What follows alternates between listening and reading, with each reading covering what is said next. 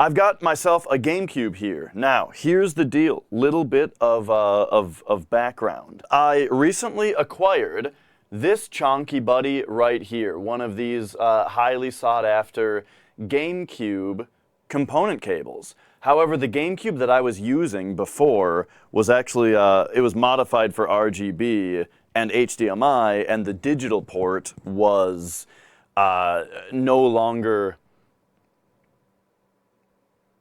do things. It was no longer do things.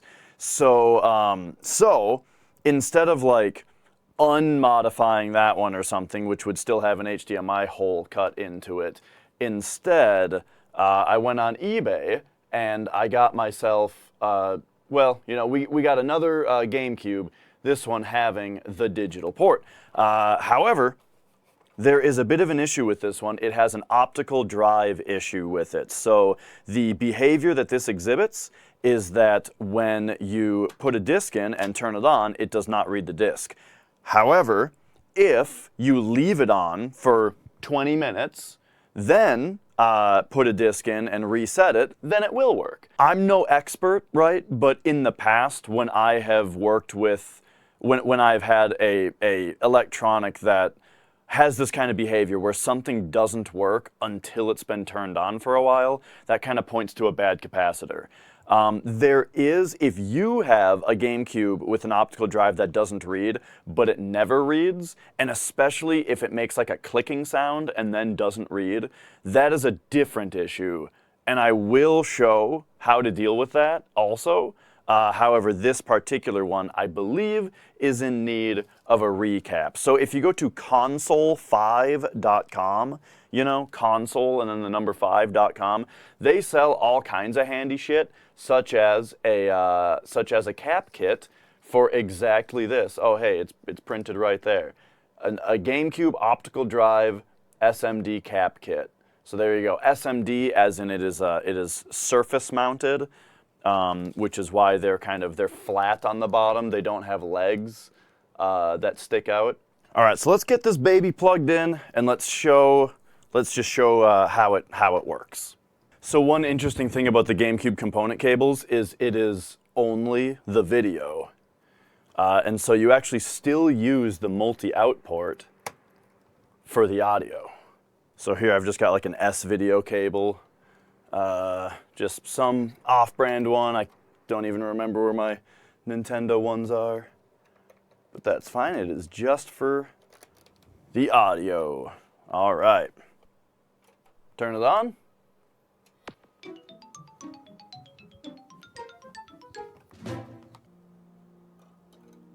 So, put in a disc. It attempts to load.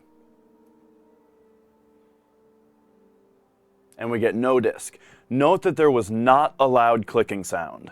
The loud clicking sound and the it never works is usually a unattenuated laser, where there's a potentiometer in there where you can just dial it with a screwdriver, and that changes the resistance, and it's not in the right range. It's usually what that means, if that were the symptom, and I'll show that.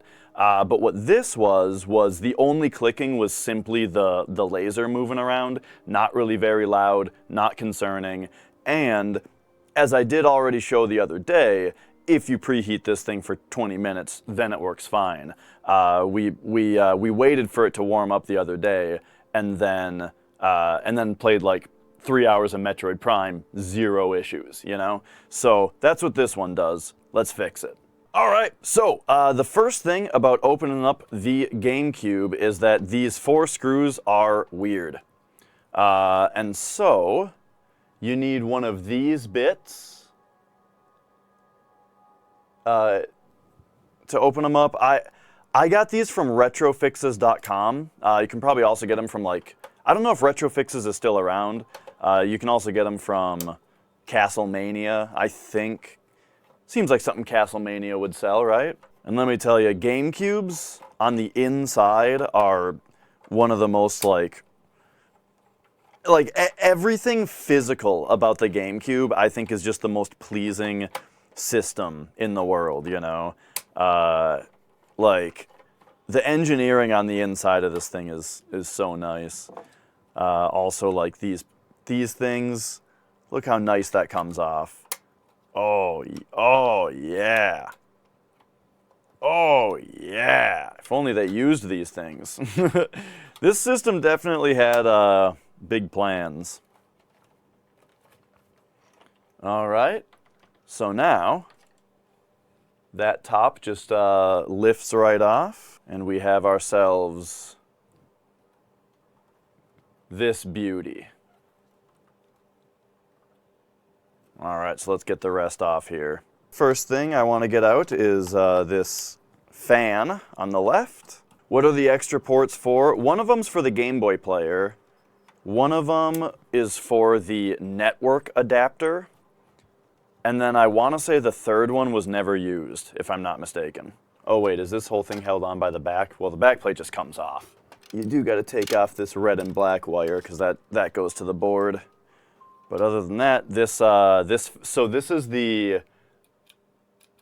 the power button and also the fan. Look at this thing. I just love the way that the fan draw is on one side and the exhaust is on the other side, so it just draws air linearly through. And when we open it up, when we get under there, oh man, you'll see. Oh, but first let's get this off. So you got two plastic tabs out here, and then there is a ribbon to remove in the middle here, which I don't think that there's any like release mechanism. That's just a pull it out. And now there's a million screws around the edges to undo.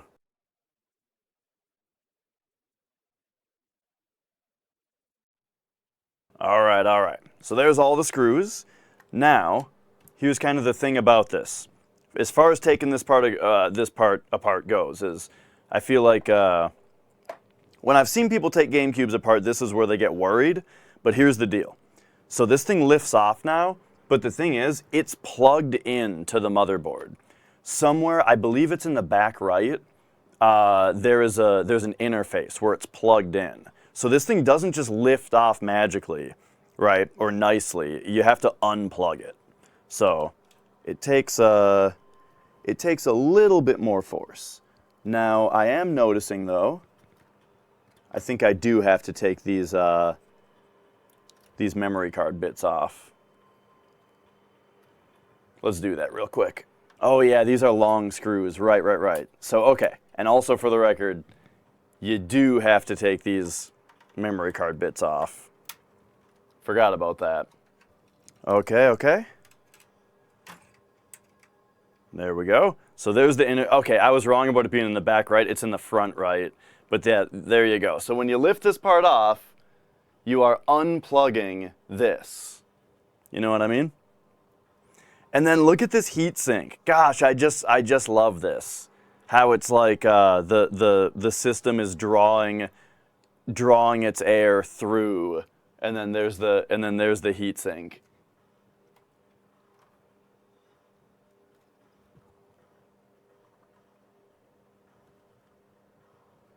So cool. Okay, so we've got some capacitors here. I don't think that these are the ones that we're looking for. I imagine they're on this board, since it's the actual optical drive that we're trying to work with here. We need to get rid of these screws so we can take this shield off and see the actual optical drive board. Being careful not to touch the eye while I'm doing this. All right, there we go. So here is our optical drive board.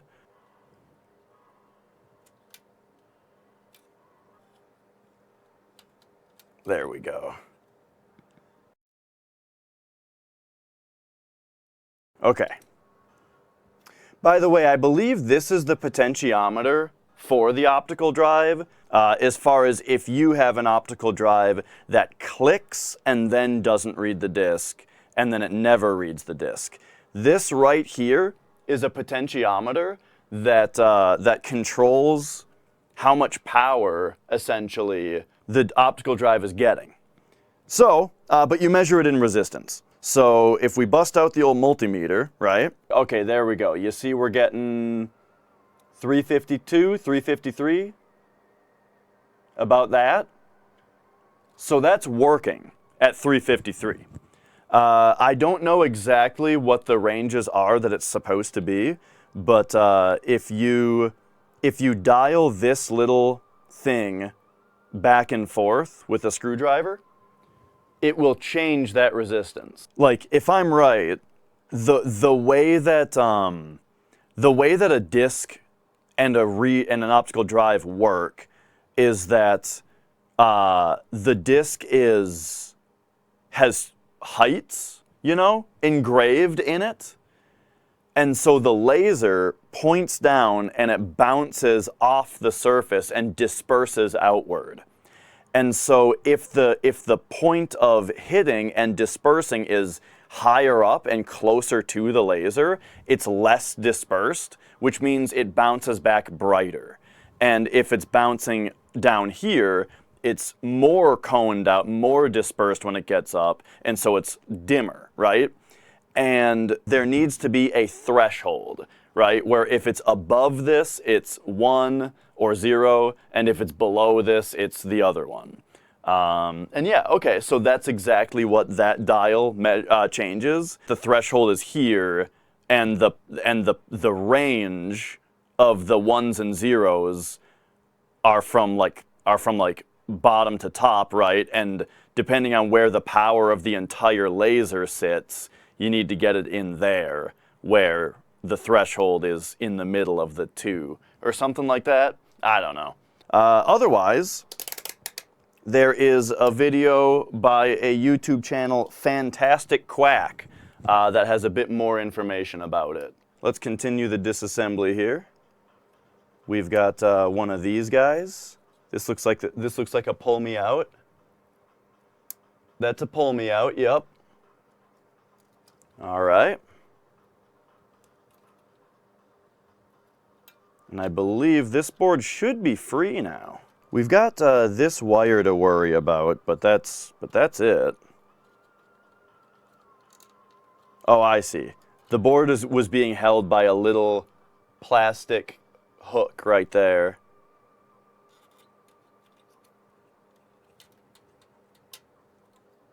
So yeah, other than that, there they are. Here's our caps we were looking for. Okay, so it actually seems very unsafe to be working with the system while this is still attached. And if there's no way to unplug it easily, it should be easy to desolder and resolder.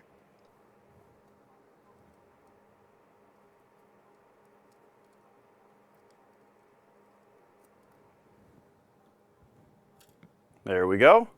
All right. So now we have just this board to work with, the optical drive board. I'm leaving that in. Okay. Actually, there's going to be a lot of heat going around. I changed my mind. I am taking this out. Now it can be vice time. We got 4. We got 6.3s. All right. And over here, we got 6s, we got 16s. This is saying, though, that, like, if the new voltage is higher than the old one, that's fine. What matters is that probably the capacitance is, like, the same. We've got 220, and then we've got 300s. So in the kit, we've got a 220, and then we've got 3 100s. Then we got 5 47s that are 4 volt rated, and then a 47 that's 6.3 volt rated. So here we've got 5 47s that are 6 volt rated, which it says if the volt rating is higher, that's fine. And then we've got another loose 47 that's 6 volt rated, which means we are getting rid of a 6.3 for a 6. Which isn't exactly what it says is proper to do, but it's probably fine, right? That's what it came with. Okay. All right, so let's get popping these off and let's go.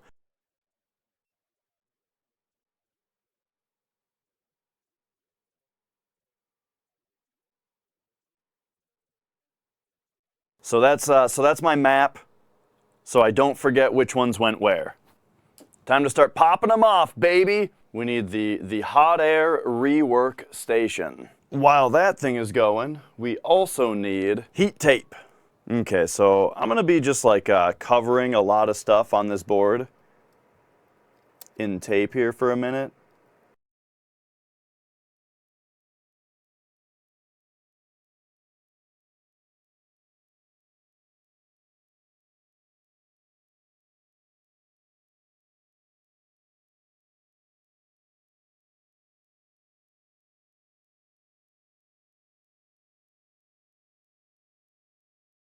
All right, so there we go. We've covered this board in some tape that will hopefully protect these elements from the incoming heat. Because the thing about these caps is that the easiest way to get them off is just with hot air. Because you need to heat both sides at once. All right, here we go. Now beware, these things can pop off. Like they can just go flying. This black stuff is, holy shit! Dude, that one just fucking popped right off the pad. That scared the shit out of me.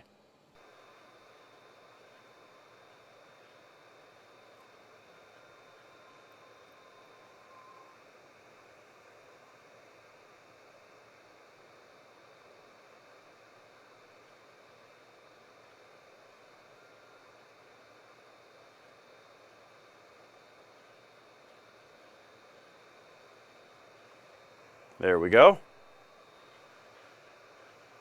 Keep at it for these two. Are these ones ready yet?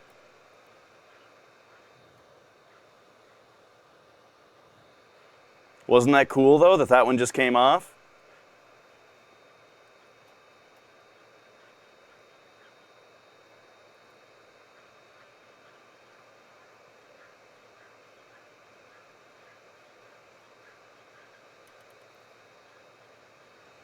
Do you like how shaky my left hand is? Oh.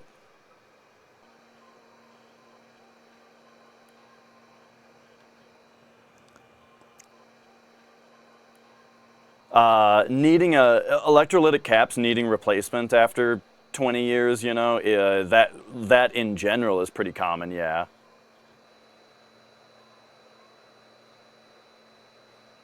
Whew.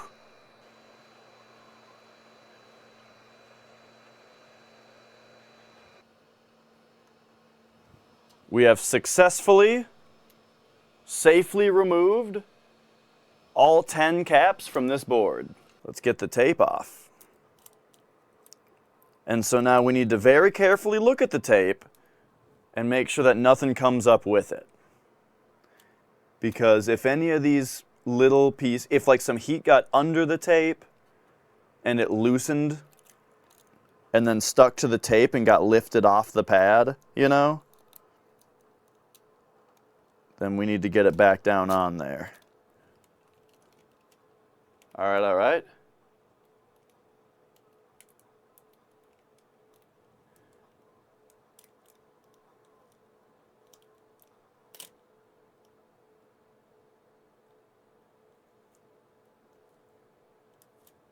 Okay, here's something that came up. What the hell is this? It goes on this?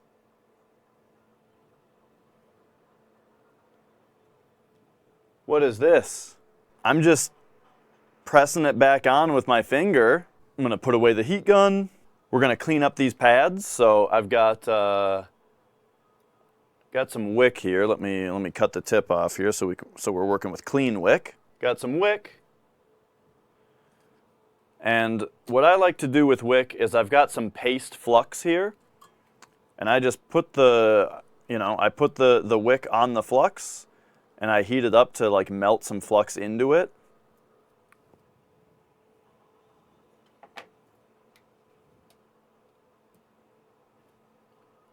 And we're going to clean up these pads.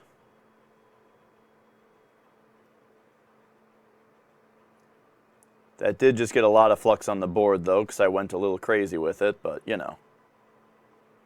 We'll clean it up.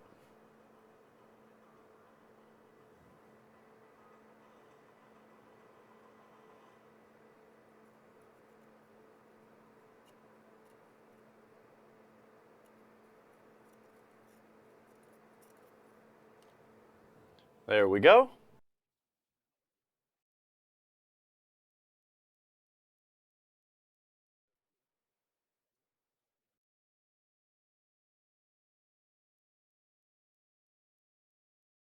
So let's clean them up now.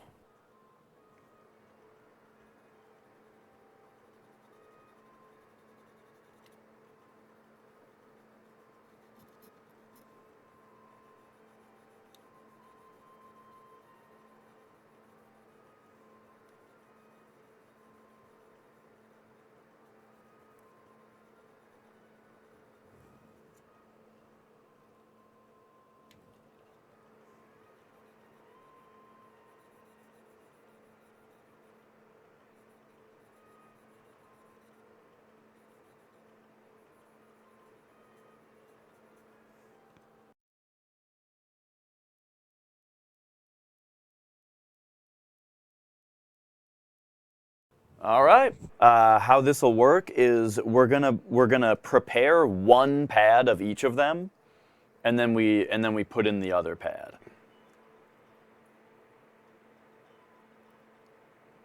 We're gonna prepare one pad.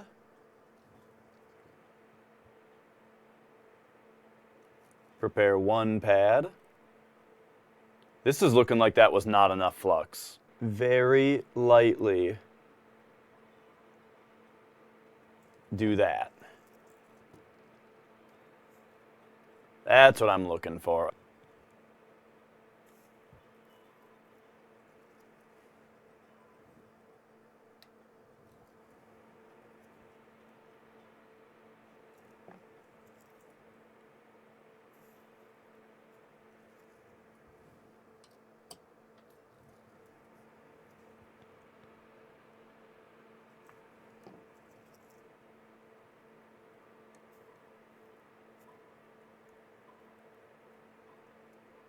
That's maybe a bit too much.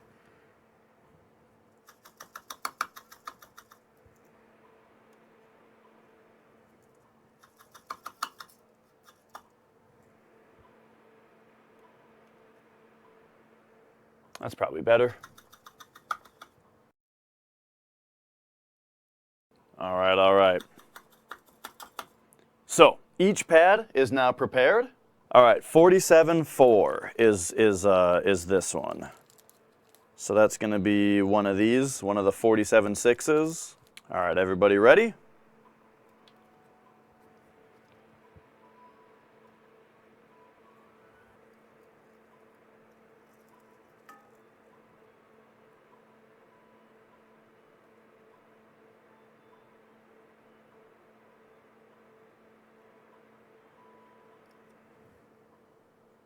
There you go. And then for this side,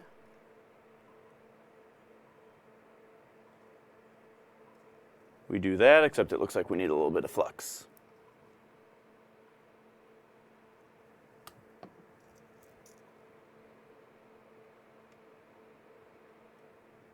There we go. So the only thing I'm not liking about how I'm doing this is that I got my soldering iron in the left hand.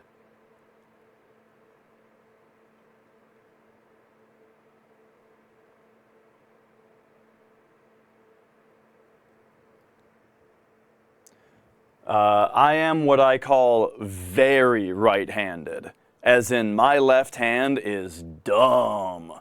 So, you know, I don't like having to do anything particularly precise with it.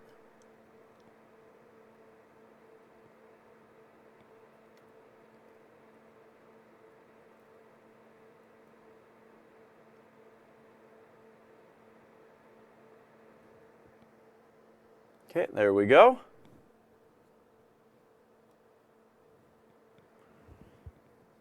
But just like last time, this looks like it needs a tiny bit more flux. There we go. This next one was the 100 with a 6.3.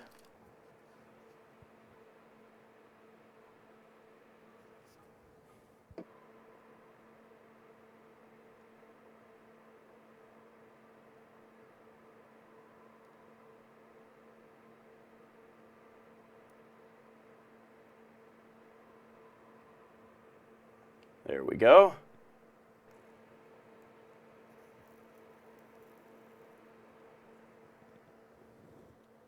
All right, that one's in.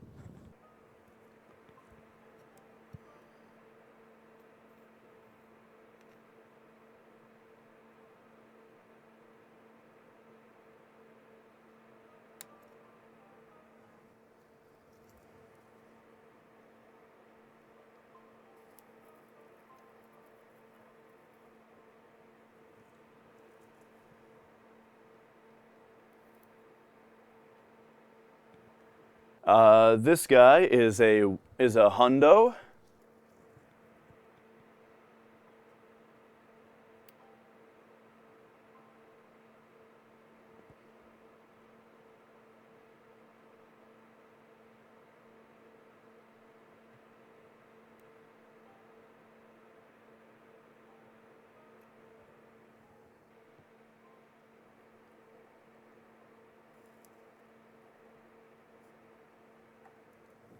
Beautiful.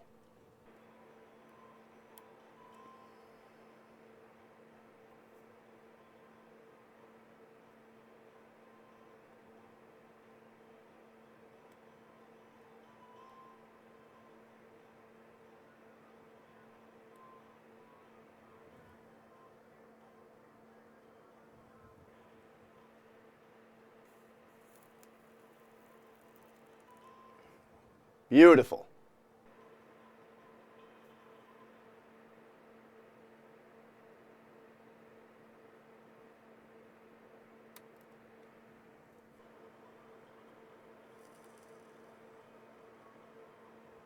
Beautiful. Now the question is what order to do these in. I think this one, this one, this one is the right order. Yeah. So, first it's a 4.7.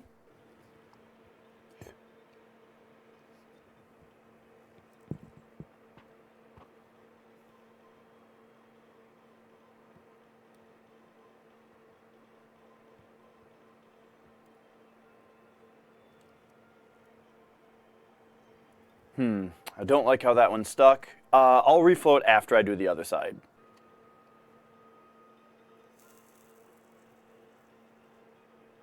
Beautiful. And now this side, redo it. Beautiful. Okay. That one's good.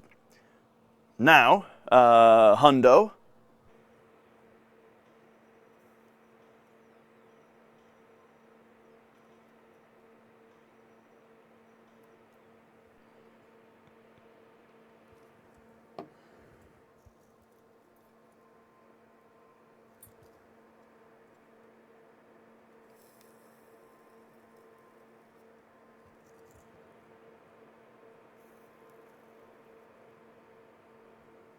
Okay, one more, last one.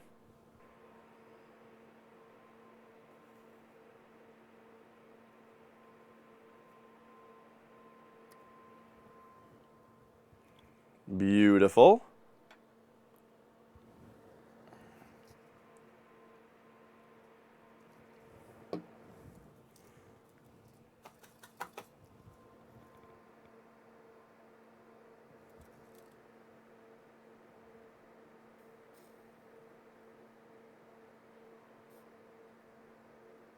All right.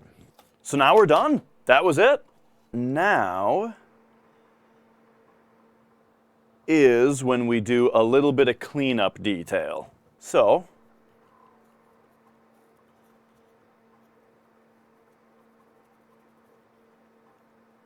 a lot of that is just some alcohol on a Q-tip here. coming on in and cleaning it up.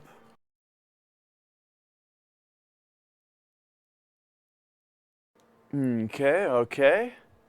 Now, hang on a second. The little bit between these.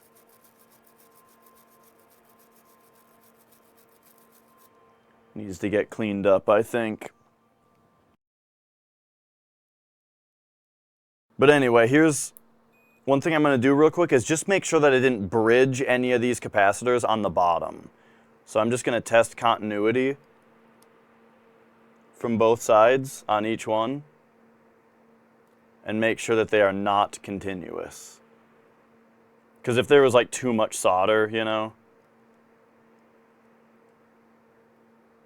there could be a connection. And now we reassemble. All right, remember this?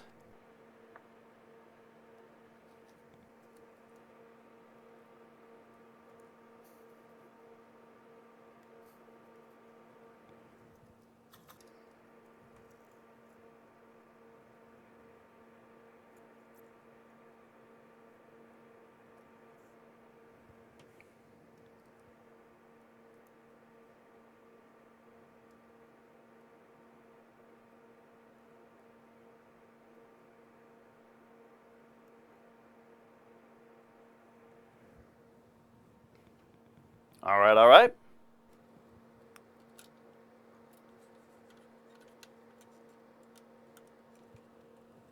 Just got to be careful here not to press down on the eye that's on the bottom.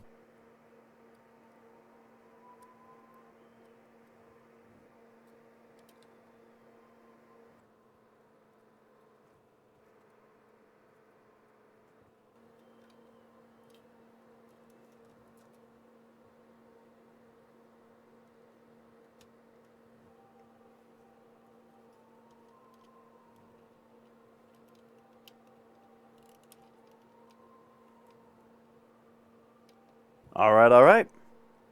We've got this bit reassembled.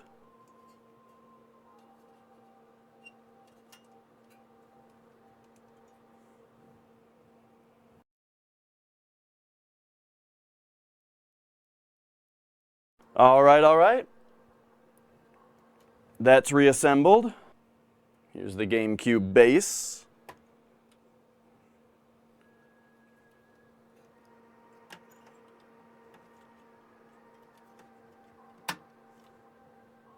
Plug that back in. We can actually test it right now before we assemble it the rest of the way.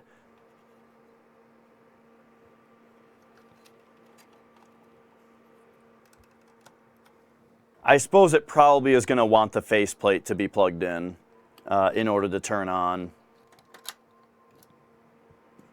Okay. I don't think anything else plugs in, though. Sorry about my dumb head. Here we have audio.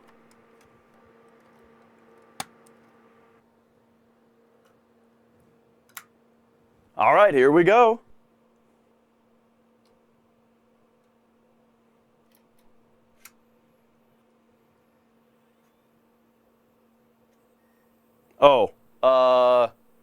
Yes, we would like to continue. Hang on, I gotta choose system settings now. No, we don't care.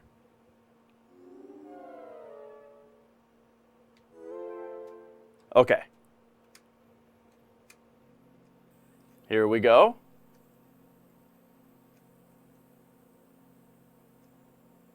Oh my God, look at that. It immediately worked, no problem.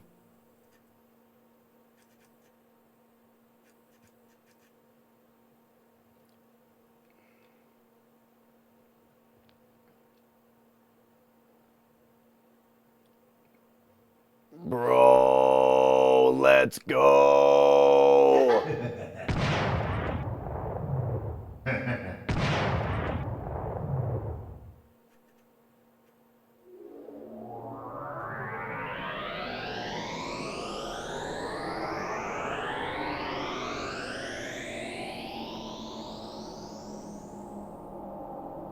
I'm just watching this lovely intro now.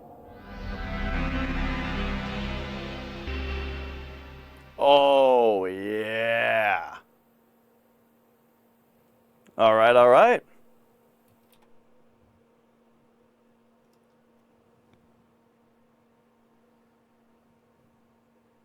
Nice. All right, let's assemble the rest of the way. Let's see. So that one and that one we leave. These two we leave out for now. First, we're gonna do the long boys over here.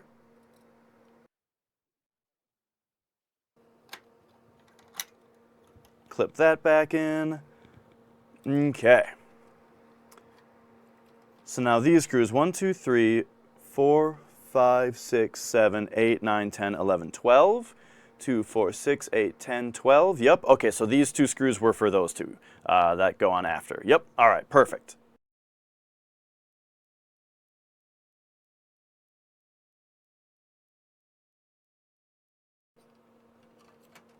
All right, there we go.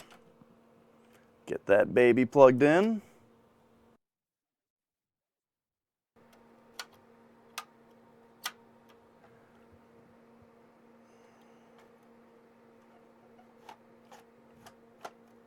Oh, yeah.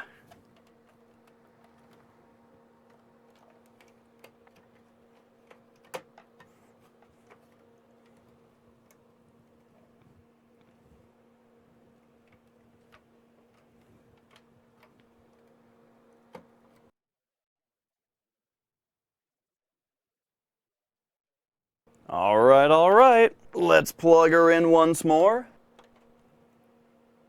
Oh, yeah.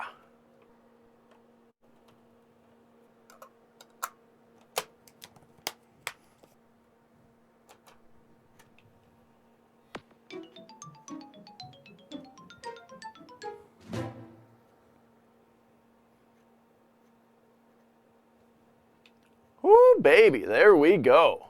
Yes, please.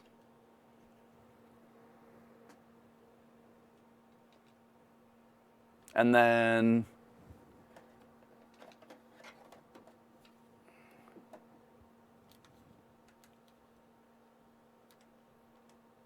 there we go.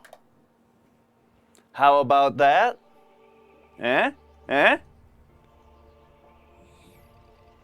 Oh, yeah.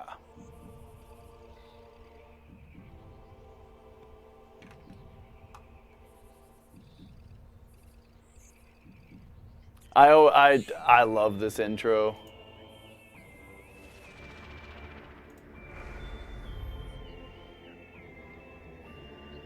There we have it.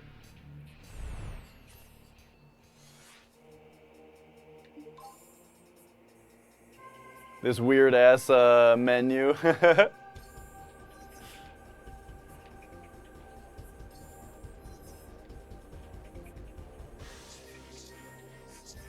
Visors. Hint system. Turn that shit off. There we go.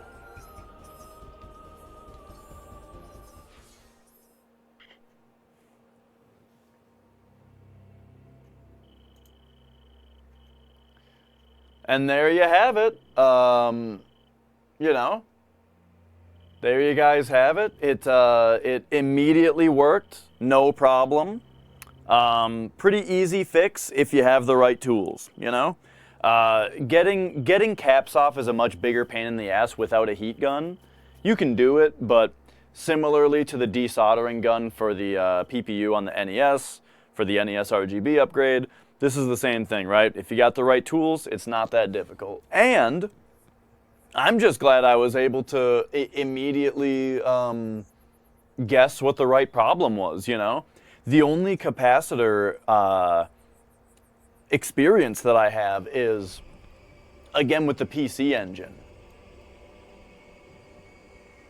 You know, the PC engine, the issue I had with my PC engine was that you turn it on and you start playing, and the CD audio, specifically like the MP3s or whatever that played off the CD, not like the in-game like sound effect audio and stuff, the CD audio would slowly fade in its volume over like 10, 15 minutes, just like the same kind of thing, warm-up period as this. It would very slowly fade in the volume of the CD audio before it started working normally.